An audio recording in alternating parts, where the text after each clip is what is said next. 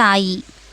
ತಾಯಿ ಎಂಬ ಈ ಎರಡು ಅಕ್ಷರಗಳ ಪದವು ಅದೆಷ್ಟು ಮೌಲ್ಯವುಳ್ಳದ್ದು ಎಂಬುದನ್ನು ಶಬ್ದಗಳಿಂದ ವಿವರಿಸಲು ಸಾಧ್ಯವಿಲ್ಲ. ಈ ತತ್ವವು ಎಲ್ಲರನ್ನ ಒಂದು ಬಗೆಯ ಭಾವಬಂಧನದಲ್ಲಿ ಒಗ್ಗೂಡಿಸಲು ಸಮರ್ಥವಾಗಿದೆ. ಶಿಕ್ಷಣವನ್ನು ಪೂರೈಸಿ ಸಮಾಜವನ್ನು ಪ್ರವೇಶಿಸುವವನಿಗೆ ಗುರುಗಳು ನೀಡುವ ಮೊದಲ ಉಪದೇಶವೆಂದರೆ ಮಾತೃದೇವೋಭವ ಎಂಬುದೇ ಆಗಿದೆ. ಸಂಬಂಧಗಳಲ್ಲಿ ಸರ್ವೋಚ್ಚ ಸಂಬಂಧವೆಂದರೆ ಅದು ತಾಯಿಯದ್ದೇ ಆಗಿರುತ್ತದೆ.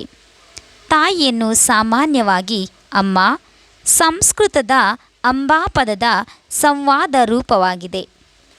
ಆ ಎಂಬುದು ವರ್ಣಮಾಲೆಯ ಮೊದಲ ಅಕ್ಷರ. ಹೀಗಾಗಿ ತಾಯಿಯನ್ನು ಕರೆಯಲು ವರ್ಣಮಾಲೆಯ ಆದಿ ಅಕ್ಷರವನ್ನೇ ಬಳಸಿರುವುದು ಔಚಿತ್ಯಪೂರ್ಣವಾಗಿದೆ. ತಾಯಿಗಿಂತ ಬಂಧುವಿಲ್ಲ, ಉಪ್ಪಿಗಿಂತ ರುಚಿಯಿಲ್ಲ. ಇದು ತಾಯಿಯ ಮಹತ್ವ ಸಾರುವ ಕನ್ನಡದ ಪ್ರಸಿದ್ಧ ಗಾದೆ. ತಾಯಿಯ ವ್ಯಕ್ತಿತ್ವ, ಪರಿಶ್ರಮ, ವಾತ್ಸಲ್ಯ ಮತ್ತು ತಾಯಿ ಪದದ ಅರ್ಥ ವಿಸ್ತಾರ ದೊಡ್ಡದು. ಅದು ಭಾರತೀಯರ ಜೀವನದಲ್ಲಿ ವೇದ ಕಾಲದಿಂದಲೂ ನಾನಾ ಉತ್ತಮ ಅರ್ಥಗಳಲ್ಲಿ ಪ್ರಚಲಿತವಿದೆ. ಮುಖ್ಯವಾಗಿ ಮಾತೆಂದರೆ ತಾಯಿ ಒಂದು ವ್ಯಕ್ತಿತ್ವ, ಮೂರ್ತರೂಪ, ಕಲ್ಪನೆ ಹಾಗೂ ಚಿಂತನ ರೂಪ. ತಾಯಿ ಪದದ ಅರ್ಥಗಳನ್ನು ನೋಡುವ ಮೊದಲು ಹೆಣ್ಣಿನ ಮಹತ್ವ ಸಾರುವ ಸಂಚಿ ಹೊನ್ನಮ್ಮಳ ಹದಿಬದೆಯ ಧರ್ಮದ ಒಂದು ಪದ್ಯ. ಪೆಣ್ಣಲ್ಲವೇ ನಮ್ಮನ್ನೆಲ್ಲ ಹಡೆದ ತಾಯಿ, ಪೆಣ್ಣಲ್ಲವೇ ನಮ್ಮನ್ನೆಲ್ಲ ಹಡೆದ ತಾಯಿ, ಪೆಣ್ಣಲ್ಲವೇ ಪೊರೆದವಳು. ಪೆಣ್ಣು ಪೆಣ್ಣೆಂದೇಕೆ ಬೀಳುಗಳೆವರು, ಕಣ್ಣು ಕಾಣದ ಗಾವಿಲರು.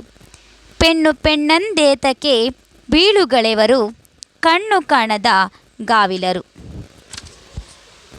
ಭಾರತೀಯ ಸಂಸ್ಕೃತಿಯಲ್ಲಿ ತಾಯಿಯ ಸ್ಥಾನ ದೊಡ್ಡದು. ತಾಯಿಯನ್ನು ಕನ್ನಡದಲ್ಲಿ ಅಮ್ಮ, ಅಂಬೆ, ಅವ್ವ, ಅಕ್ಕ ಎಂದು ಸಂಬೋಧಿಸಲಾಗುತ್ತದೆ. ಜನನಿ, ಮಾತೆ ಅಂತಲೂ ಕರೆಯುವುದುಂಟು. ಅತ್ಯಂತ ಮಹತ್ವದ ವ್ಯಕ್ತಿತ್ವವನ್ನು ಹೊಂದಿರುವಂತಹ ತಾಯಿಯ ಬಗ್ಗೆ ಹೇಳುವುದು ಸಾಮಾನ್ಯವಾದಂಥ ಪದಗಳಿಂದ ಸಾಲದು. ತಾಯಿಗಿಂತ ಬಂಧುವಿಲ್ಲ, ಉಪ್ಪಿಗಿಂತ ರುಚಿಯಿಲ್ಲ ಎಂಬ ಗಾದೆ ಮಾತಿನಲ್ಲಿ ತಾಯಿಯೇ ನಮ್ಮ ಅತ್ಯಂತ ಹತ್ತಿರದ ಬಂಧು, ಉಪ್ಪಿನಂಥ ರುಚಿ ಕೊಡುವವಳು ಎಂಬ ಅರ್ಥವಿದೆ. ತಾಯಿಯ ಮಹತ್ವ ಇಲ್ಲಿಗೆ ನಿಲ್ಲುವುದಿಲ್ಲ. ಬೆಳೆದು ನಿಂತ ಹೆಣ್ಣನ್ನು ಮದುವೆ ಮಾಡಿ ತಂದುಕೊಳ್ಳಬೇಕಾದ ಗಂಡಿನ ಕಡೆಯವರದೊಂದು ಮಾನದಂಡ. ವಧು ಪರೀಕ್ಷೆಗೆ ತಾಯಿನ ನೋಡಿ ಮಗಳನ್ನು ತಕ್ಕೋ, ಹಾಲನ್ನು ನೋಡಿ ಎಮ್ಮೆಯನ್ನು ತಕ್ಕೋ.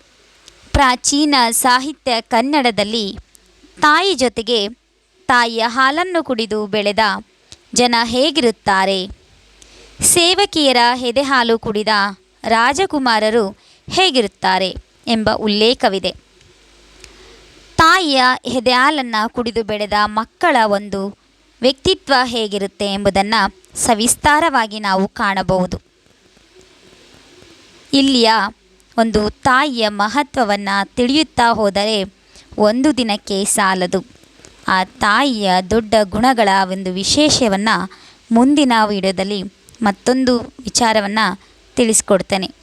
ಕುಟುಂಬದಲ್ಲಿ ತಾಯಿಯ ಪಾತ್ರ ಹೇಗಿರುತ್ತೆ ಎನ್ನುವಂಥದ್ದನ್ನು ತಿಳ್ಕೊಳ್ತಾ ಹೋಗೋಣ. ಅಲ್ಲಿವರೆಗೂ ಧನ್ಯವಾದಗಳು. ಮನೆಯೇ ಮೊದಲ ಪಾಠಶಾಲೆ, ಜನನಿ ತಾನೇ ಮೊದಲ ಗುರುವು, ಜನನಿಯಿಂದ ಪಾಠ ಕಲಿತ ಜನರು ಧನ್ಯರು. ಧನ್ಯವಾದಗಳು.